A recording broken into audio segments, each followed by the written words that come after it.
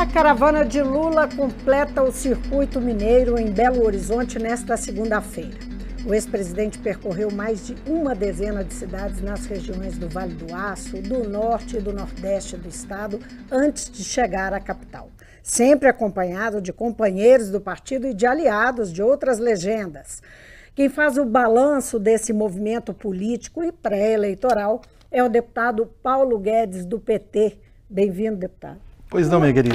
Como é que o senhor avalia essa andança de Lula por Minas? Foram muitas cidades, não é? Muito mais do que estava previsto, aumentou aí o número de paradas. Porque tinha paradas que não estavam previstas, mas eram paradas provocadas pela própria população, ou seja, o povo aglomerava num distrito, numa cidade onde a caravana ia passar, e o Lula, ele, mesmo que atrasa lá na frente, mas ele faz questão de descer, de falar, de improvisar um discurso ali. Mas foi muito, a caravana foi um sucesso completo. A parte assim que eu acompanhei de perto, que foi de Rubelita, Salinas, Francisco Sá, Montes Claros, Bocaiúva, Olhos d'Água, Couto de Magalhães e Diamantina, assim, eu fiquei impressionado com a receptividade das pessoas. Gente de todas as idades, crianças, idosos, pessoas de cadeira de roda, as pessoas iam, né, para encontrar com o Lula. É uma coisa assim, impressionante do carinho e da alegria e da gratidão que as pessoas têm com ele. Agora, o ex-presidente Lula, ele, nesses últimos anos, tem ficado em evidência, envolvendo aí uma série de acusações, a condenação dele, o que ele responde, enfim, a questão judicial que ele responde. Isso não teve impacto sobre essa população? O senhor reconhece impacto? Há quem, inclusive, entenda que a receptividade tem um pouco a ver justamente com a percepção das pessoas de que Lula está sendo vítima. Como é que o senhor entende esse comportamento? Olha, o povo brasileiro e as pessoas que mudaram de vida no governo dele, que foram milhões de pessoas, sertanejo, que não tinha energia, que vivia no candinheiro, as pessoas que não tinham uma cisterna, que não tinha direito a entrar em banco, o filho de um trabalhador rural, ou de uma empregada doméstica, ou de um pedreiro, que jamais poderia sonhar com a universidade. Então são essas coisas que marcam, e as pessoas sentem falta disso, e mais do que isso, estão sentindo que eles estão tirando esses direitos, direitos fundamentais que foram conquistas, ou seja, que tirou o Brasil do mapa da fome, que tirou 40 milhões de pessoas que viviam na pobreza extrema, 36 milhões de pessoas que mudaram de classe, foram para a classe média, 22 milhões de emprego com carteira assinada, o Minha Casa Minha Vida, foram 5 milhões de moradias. Então são muitas coisas reais que aconteceram na vida das pessoas. Programas, se a gente for citar aqui, são vários, mas tem um, por exemplo, que eu percebi nessa andança do Lula, as pessoas lembrando, Lula cortou o leite. Aqui em Minas, o Temer cortou o programa Leite pela Vida há 8 meses. Então, eram tantos programas como o Brasil Sorridente, a pessoa não poder sorrir é uma coisa que marca. Eu sei o que é isso. Eu tive um tratamento de dente a primeira vez aos 15 anos de idade. E eu descobri que quem pode sorrir pode tudo. Isso muda a vida das pessoas. Então foram imensos programas como o Brasil Sorridente e tantas outras coisas que mudaram a vida das pessoas. E essas pessoas têm certeza que o que estão fazendo com ele é de fato sim uma perseguição política muito grande. Como é que o senhor enxerga o risco, né? Quer dizer, essa caravana, ela é assim, um resgate histórico para o Lula, mas é também uma mobilização pré-eleitoral. Como é que o senhor enxerga o futuro do Lula, as perspectivas, como é que o senhor e o PT enxergam? Essa caravana, ela é de fato um protesto, ela é um recado, ela tem a missão de ouvir as pessoas, de denunciar, por exemplo, a perca de direitos, como a mudança nas leis trabalhistas, a reforma da Previdência, né? Muitas coisas que estão sendo cortadas dos programas, como, por exemplo, o programa de cisternas, né? O Lula visitou uma cisterna em Rubelita, né? Nós construímos no governo Lula e Dilma 1.400.000 cisternas no Brasil, no semiárido brasileiro. Ainda precisa de 900.000. E para o orçamento do ano que vem foi reduzido em 96%. Ou seja, são muitas coisas que estão sendo tiradas das pessoas mais pobres. Tem crise, tem isso, então, e a gente ao mesmo tempo vê o Temer agradar os ruralistas, perdoar dívidas de crimes ambientais, ou seja, todo dia tem um afago para os ricos. Agora, Lula falou em revogar uma série de medidas de Temer. O senhor acha que ele consegue chegar lá? Como é que o PT avalia isso? O senhor acha que ele consegue realmente disputar a presidência? Eu acho que sim. Ele consegue, por quê? Baseado em quê? Baseado, primeiro, ele tem uma condenação que é de primeiro grau. Ela precisa ser confirmada. E mesmo se ela for confirmada em segundo grau, existem outras instâncias para recorrer. Nós vamos recorrer em todas as instâncias, até porque não achamos justa a condenação. A condenação, em vista do que nós estamos vendo no Brasil, né, das coisas que a gente viu, por exemplo, no caso do Aécio, do Temer, a condenação do Lula ela é política, ela não tem prova, é só apenas delação, ouvir falar, ou seja, não existe uma prova documental de nada.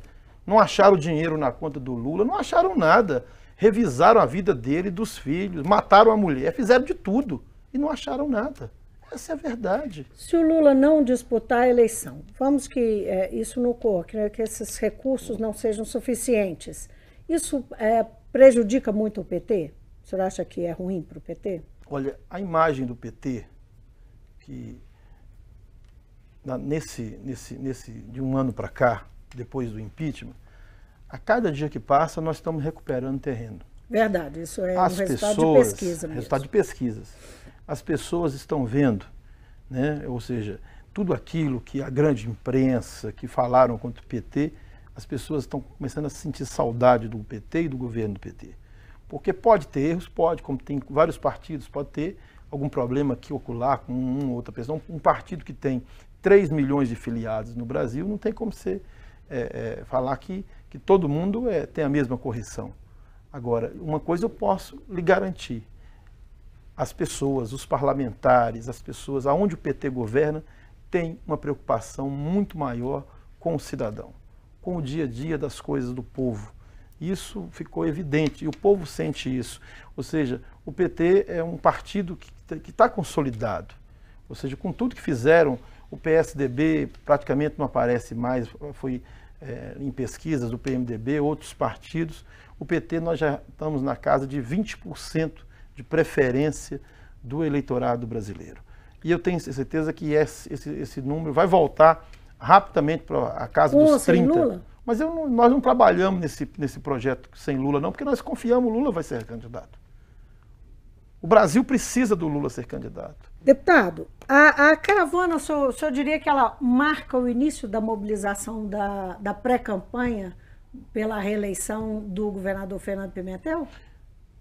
Nós vimos os palanques cheios, o governador esteve presente em várias cidades, seus aliados, não é? Até muitos prefeitos, né? Prefeitos de diversos partidos, inclusive que compõem a base do atual presidente. Tivemos vários prefeitos, inclusive do PSDB, declarando, subindo nos palanques e declarando apoio ao Lula, que estavam com saudade do Lula, inclusive prefeitos do PSDB. Pois é, isso influi na corrida pela reeleição aqui? Eu acho que sim. O governador, todo mundo sabe que o governador Fernando Pimentel assumiu um estado numa situação muito difícil, com a crise, com um déficit de quase 10 bilhões de reais, e tendo que garantir um aumento para os policiais militares acertado no governo anterior, tendo que cumprir uma promessa de colocar o piso dos professores, que isso impactou muito no orçamento, ou seja, ele cumpriu tudo isso.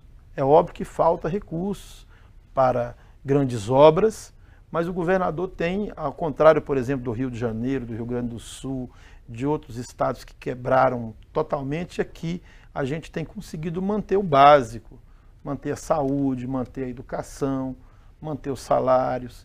Então isso as pessoas estão... Mas com atraso, né? Isso mexe muito com o humor, né, das pessoas. Mas não com o atraso, por exemplo, de outros estados. O Rio de Janeiro chegou a atrasar 6 meses o salário dos servidores. Universidades foram fechadas. Nós não deixamos isso acontecer em Minas, né? Então, assim, sem nenhuma ajuda do governo federal. Ao contrário, o governo Dilma e o governo Lula ajudou muito Minas, com obras, com projetos. Nós estamos sobrevivendo e as pessoas estão reconhecendo esse esforço do governador. O senhor acha mesmo que então, eu digo isso por causa de uma coisa maior, que não é nem uma questão partidária desse ou daquele candidato, mas existe um sentimento do eleitor de descrença muito grande em relação à política, apesar do eleitor ao mesmo tempo estar falando muito mais, as pessoas estão falando muito mais de política, mas ao mesmo tempo há uma percepção também de desencanto, de descrença. Mas as pessoas também estão começando a desconfiar dessa campanha, né? Essa campanha do Judiciário, do Ministério Público, da Polícia Federal. Não sou contra nenhuma investigação, não. Acho que tudo tem que ser investigado. Agora, com o estardalhaço que faz, com as prisões sem justificativa, ou seja, qual partido no Brasil não usou caixa 2? Todos usaram. Por que só o tesoureiro do PT está preso há 5 anos? Então são perguntas que as pessoas começam a fazer. As pessoas estão legislando em causa própria, o Ministério Público editando portarias, passando por cima da Constituição. É muito fácil xingar os políticos, é muito fácil xingar a classe política. Mas nós estamos vendo aí privilégios no Judiciário, né, super salários no Ministério Público. Ou seja, as pessoas estão começando a descobrir que o Brasil precisa ser revisto, não é só na questão política, é em todos os poderes. A corrupção ela não é uma coisa só da política, não. A corrupção está muito na polícia, no poder judiciário, no Ministério Público, em todos os órgãos. Isso precisa ser dito, ter coragem para dizer, entendeu? Na sonegação de impostos. Ou seja, nós temos que enfrentar isso. E o Lula enfrentou isso. O PT enfrentou isso. O PT foi um partido, quando governou, teve coragem de dar autonomia para a Polícia Federal, ao Ministério Público, que não tinha. Os procuradores gerais nos governos passados não tinham o poder que teve nos nossos governos, de investigar com autonomia financeira. Ou seja, nós estamos pagando até por isso, né? Porque nós demos condições da Polícia Federal investigar. Quantas operações existiam no Brasil? Será que não existia corrupção antes do governo Lula? Sobre a oposição aqui em Minas, qual que é o senhor está falando disso, me ocorre que o senador Aécio Neves está respondendo a quase uma dezena de processos, né? Enfim, teve ameaçado de ser preso numa situação bastante delicada, e ele é a principal liderança da oposição aqui no estado. Como é que o seu campo político está entendendo essas dificuldades do adversário? As últimas pesquisas já mostram que ele é o mais rejeitado, não só em Minas, ele é o mais rejeitado político do Brasil, né? Está conseguindo ganhar do Temer, né? Coisa que a gente achava um pouco difícil. Quando você não tem uma oposição organizada e quando o principal líder da oposição não pode sair às ruas, né? Ou seja, ele não aguentou um jornal nacional, o nosso principal líder está sendo aí acusado há 10 anos seguidos, né? Sem provas.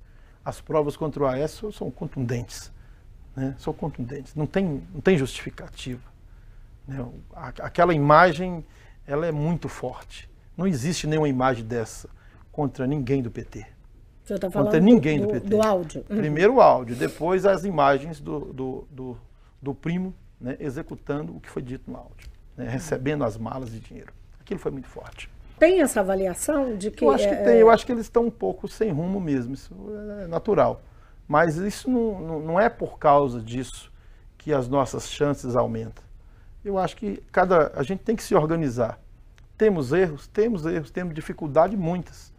Não é fácil governar sem dinheiro. Não é fácil governar quando a arrecadação sempre é menor do que as despesas. E é isso que tem acontecido em Minas Gerais nos últimos 3 anos, ou seja, a arrecadação sempre está menor do que as despesas. Aí você tem que optar, né? Para você ter uma ideia, nos governos de Aécio e Anastasia, nós aprovamos aqui na Assembleia o Estado pegar empréstimo para fazer proacesso, para fazer estrada. O Pimentel está pagando isso agora.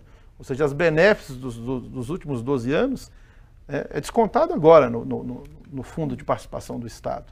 De 3 anos para cá, o Estado está proibido de pegar novos empréstimos.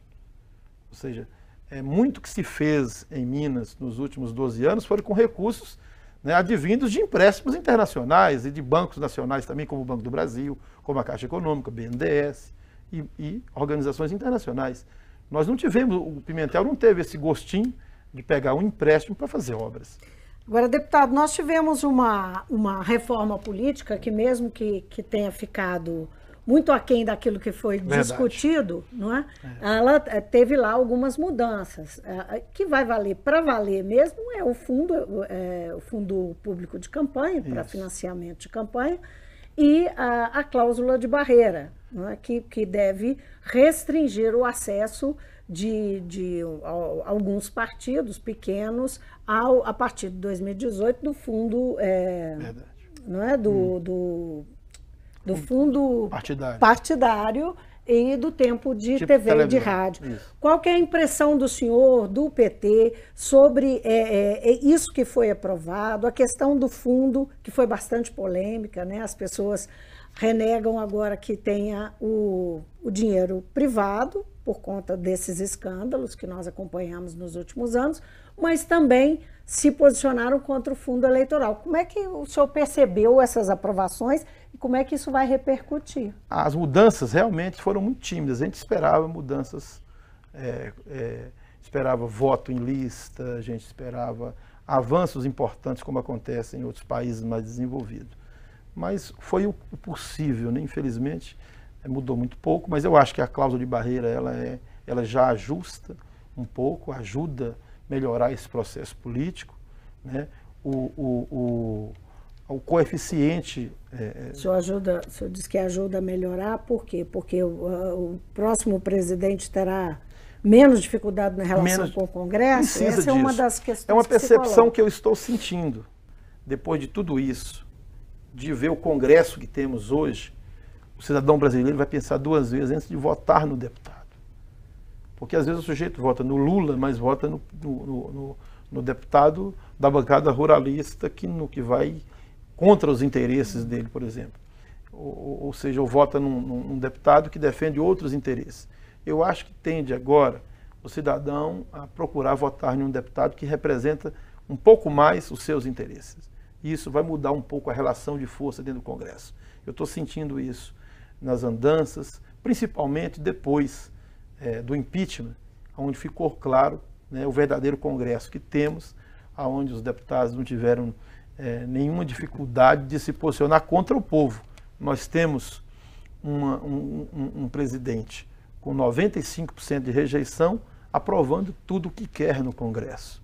Então o Congresso hoje representa muito pouco o cidadão. A grande maioria da população brasileira não se sente representada com os deputados federais, com a maioria dos deputados federais que tem no Congresso. Acho que vai ter uma mudança muito grande, né? E essa reforma, de certa forma, de forma muito tímida, mas ela vai ajudar a fazer isso. E o fundo? O fundo é uma discussão que eu acho que é importante. Se não pode ter financiamento privado, né, a sociedade tem que incorporar isso. É importante. Nós sempre defendemos, o PT sempre defendeu o fundo com lista fechada. Que você precisava de fortalecer justamente isso, fortalecer os partidos, como é em qualquer lugar do mundo. Você tem partidos fortes. Então as pessoas precisam se identificar com aquilo que defende, né? Se você é de direita, se você é de esquerda, se você é de centro. Ou seja, no Brasil virou um negócio montar partidos. Tem partido da família tal, partido da igreja tal, partido disso, partido daquilo. Ou seja, você precisa dar uma enxugada nisso.